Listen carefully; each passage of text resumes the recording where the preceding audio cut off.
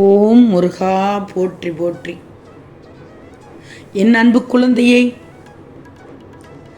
நாளை நீ ஏங்கி காத்து கொண்டிருக்கும் ஒன்று உன் கையில் வந்து சேரப்போகுது.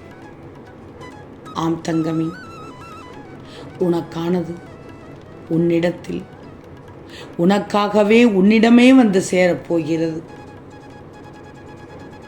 எதை எதிர்பார்த்து காத்து கொண்டிருந்தாயோ அது உன்னோடு வந்து இணையப் போகிறது. இதை கேட்டு சந்தோஷமாக தூங்கு. உன் நிலையானது நிச்சயம் உயரப்போகிறது.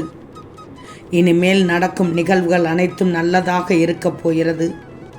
நன்மையாகத்தான் இருக்கப் போகிறது. வெற்றிகள் வந்து குவியும். நீ போகும் பாதை இனி சொர்க்கம். இந்த முருகனின் கருணை பார்வை இனி உன்னிடத்திலேயே இருக்கும். உன்னிடத்தில் மட்டும்தான் இருக்கும். சந்தோஷமாக தூங்கு. நல்லதையே நினைக்கும் என் பிள்ளைக்கு, நல்லதையே பேசும் என் பிள்ளைக்கு அனைத்தும் நல்லதாகவே நடக்கும். நாளை காலை விடியலில் இன்ப அதிர்ச்சித்தான் உனக்கு. தொடர்ந்து தோல்விகள் இனி உனக்கு கிடையவே கிடையாது. நல்ல மாற்றங்கள் இனி உனக்கு அடுத்தடுத்து வந்து கொண்டே இருக்கும்.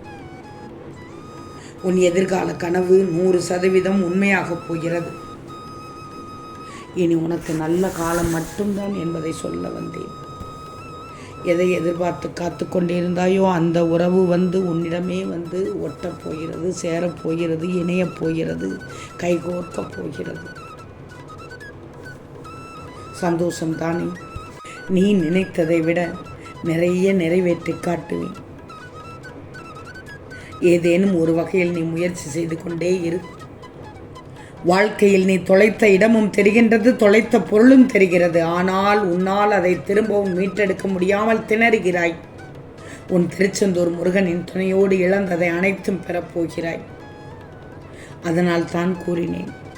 அதனால் தான் என் பிள்ளைக்கு சந்தோஷமான செய்தியாக கூறுகிறேன்.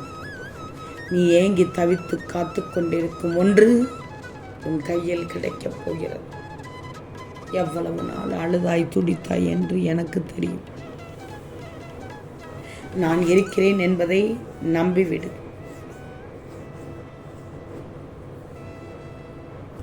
வாழ்க்கையில் உனக்கான நல்ல நேரம் வரும். அதுவரை சிலவற்றை பொறுத்து கொண்டு வாழ்க்கையை ஓட்டிக்கொண்டும் ஓடிக்கொண்டும் எரும் என்று உன் முருகன் சொன்னேன். என் பிள்ளை கேட்டாய். நிமிடத்தில் முடிவெடுக்கவில்லை, ஆனால் நிமிடத்தில் நான் சொன்னதை கேட்டாய். தவறான முடிவு எடுக்காமல் என் முருகன் இருக்கிறார், நல்ல முடிவு கொடுப்பார், நல்ல முடிவு தருவார் என்ற நம்பிக்கையோடு என் மேல் அதீத நம்பிக்கையோடு இருந்தாய். அது வாழ்க்கையே புரட்டி போட்டு விட்டது. ஆம் தங்கமி, உனக்கானது உன் கையில் கிடைக்கச் செய்ய போகிறேன். உனக்கான உறவு திரும்பவும் இன்னும் உன் அருமை புரியாமல் இன்னும் தேடி வரவில்லை என்று அழுது கொண்டிருந்தாய். உன் முருகனுக்கு உன் கண்ணீர் என்னுடைய கண்ணீர், உன் வழி என்னுடைய வழி, நிச்சயம் சரி செய்வேன் என்று சொன்னேன். இதோ உன் அன்பை அவர்களுக்கு தெரியப்படுத்திவிட்டேன். உன்னுடைய அன்பு எவ்வளவு உன்னதமானது என்பதை தெளிவுபடுத்திவிட்டேன், காண்பித்து விட்டேன், காட்சியாகவும் உணர வைத்து விட்டேன். ஒரு சில நல்ல நல்ல நிகழ்வுகள் நடந்தது. நீயே ஆச்சரியப்பட்டாய். முருகா, என்னை என்னால் நம்பவே முடியவில்லை. எனக்கு எவ்வளவு நன்மை கிடைத்துள்ளது. நிறைய சம்பவங்கள் நல்ல நல்லதாக நடந்தது. எப்படி என்று யோசித்தேன். ஆனால் என் முருகன் எனக்கு வழி காண்பித்துள்ளார் என்பதை உணர்வுபூர்வமாக அறிந்து கொண்டேன். நிச்சயம் உனக்கு நல்ல நல்ல மாற்றங்கள் ஏற்பட போகுது. அதற்கு உன்னை தயார்படுத்திக்கோ.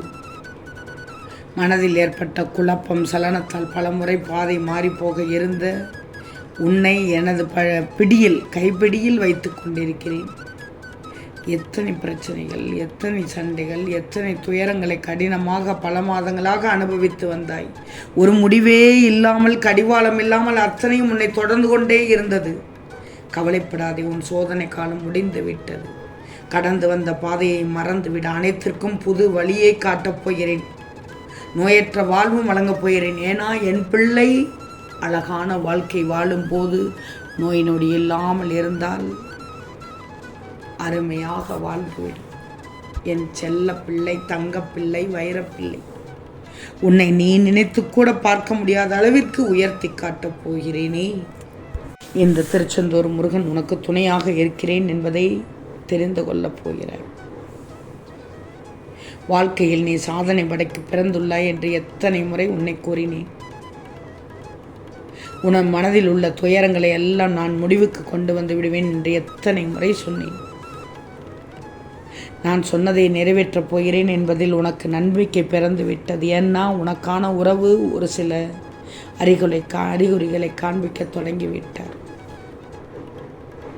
என் முருகன் இருக்க எனக்கு பயமேன் என்று சொல்லும் வார்த்தை என் செவியில் கேட்கிறது. உன் முகத்தில் தான் எவ்வளவு மகிழ்ச்சி. இந்த மகிழ்ச்சிக்காகத்தானே காத்து கொண்டிருந்தாய். ஒவ்வொரு நாளும் காத்து கொண்டிருந்தாய். 24 மணி நேரத்தில் நிச்சயம் மாற்றம் கிடைக்கும் என்று என் முருகன் சொன்னார். நிச்சயம் இன்று இரவு தூங்கி எழும்போது நாளை காலை நான் ஏங்கி தவித்த ஒன்று என் கையில் கிடைக்கும் என்று முருகன் சொல்லுகிறார். நான் நம்புகிறேன் என்று சொல்லுகிறாய். அந்த நம்பிக்கையோடையே தூங்கச் செல்.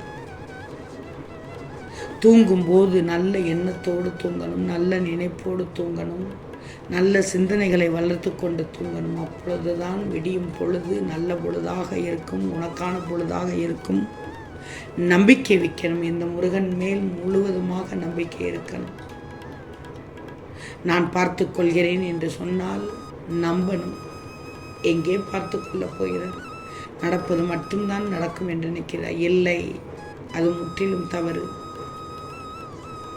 நான் வழி நடத்தி செல்வதை நீயும் பார்க்க போகிறாய். உன் பிரார்த்தனைகள் நிறைவேறிவிடும். நல்ல செய்தி கேட்பாய். உனக்காக ஏங்கி காத்து கொண்டிருக்கும் ஒன்று உயிராக உன்னை தேடி, சோதனை காலகட்டத்தை தேடி விதிவசமாக கஷ்டங்கள் அனைத்தும் வந்து சேர்ந்தது. அதையெல்லாம் தடுத்து நிறுத்தி தகர்த்தி என் பிள்ளை ஒரு உறவுக்காக ஏங்கி நின்றது. அந்த உறவு அதன் இடத்தில் வந்து சேரப்போவதை பார்த்து மகிழப் போகிறாய். இந்த நிகழ்வு நடக்காதா என்று காத்து கொண்டிருந்தாய். அதுதான் நடக்கப் போகிறது.